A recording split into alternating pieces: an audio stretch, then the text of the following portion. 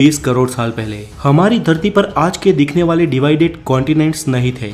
उस वक्त सिर्फ एक सुपर कॉन्टिनेंट या महाखंड हुआ करता था जिसे नाम दिया गया पैंजिया, और इसके चारों ओर सिर्फ एक महासागर था जिसका नाम था पैथालासा।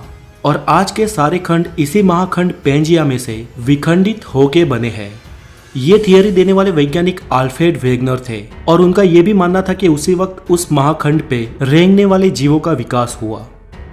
दोस्तों, पृथ्वी के गर्भ में लगातार प्लेट्स खिसकती रहती है जिसके चलते धरती पर निरंतर बदलाव होते रहते हैं, लेकिन ये बदलाव लाखों या करोड़ों सालों बाद दिखाई देते हैं। और इन्हीं बदलावों के चलते आज के ये दिखने वाले कॉन्टिनेंट्स का जन्म हुआ और उनके साथ ही हमारे देश भारत का भी। अल्फ्रेड की थियरी के अनुसार प्लेट के सरकने से सबसे पहले पैंजिया सुपर कॉन्टिनेंट के दो भाग हुए, जिसके उत्तरी हिस्से को लारेंसिया और दक्षिणी हिस्से को गोंडवाना लैंड कहा जाता है। और इन दोनों के डिवाइड होने के बाद जो बीच में महासागर का पानी भरा और एक खाड़ी का निर्माण हुआ, उसे वैज्ञानिकों ने टेथिस सागर नाम दिया।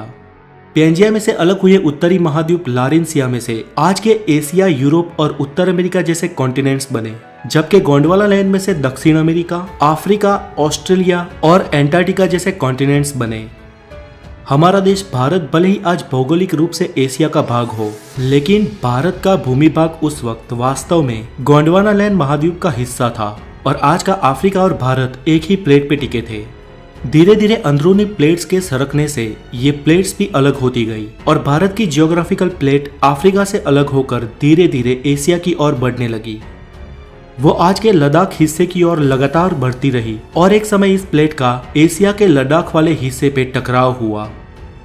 दोस्तों, भूगर्भ में जब दो प्लेट्स का टकराव होता है तो भारी प्लेट नीचे की ओर सरक जाती है और हल्की प्लेट ऊपर उठ जाती है। उस वक्त भी ऐसा ही हुआ और आज के हिमालय का निर्माण हुआ।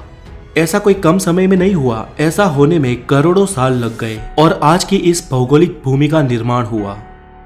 दोस्तों, आज भारत सिर्फ एक ही टेक्टोनिक प्लेट पे टिका है और लगातार ये भारत की भारी प्लेट हिमालय की ओर दब रही है और हिमालय दिन ब दिन ऊपर उठ रहा है। इसके साथ ही हिमालय के सारे पर्वतों की और माउंट एवरेस्ट की हाइट भी साल दर साल बढ़ रही है। दोस्तों, इस थियरी को सिद्ध करने के लिए अल्फ्रेड ने यह भी कहा कि आज के दिखने वाले सारे कॉन्टिनेंट एक दूसरे में फिट होते हैं और आज अगर किसी तरह इन सबको एक किया जाए तो फिर से पैंजिया सुपर कॉन्टिनेंट का निर्माण हो सकता है। चले, ये तो एक संयोग भी हो सकता है, लेकिन अल्फ्रेड ने अलग अलग विस्तार में जाके उस महाखंडों की जीव सृष्टि का और प्राचीन खड़कों के अवशेषों का अवलोकन किया तो ये मालूम हुआ कि विविध अवशेष अलग अलग खंड में एक समान ही थे। इसके साथ ही अल्फ्रेड ने अपनी इस थियरी को सिद्ध करने के लिए कई सारे उदाहरण दिए। फ्रेंड्स, इस प्लेट्स के टकराव से भूकंप और ज्वालामुखी का खतरा रहता है।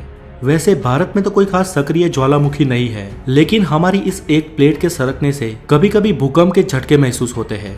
हमारी अगली वीडियो में हम जानेंगे कि भूकंप और ज्वालामुखी का रीजन क्या है और लावा या मैग्मा कैसे बनता है। तो आज के लिए इतना ही।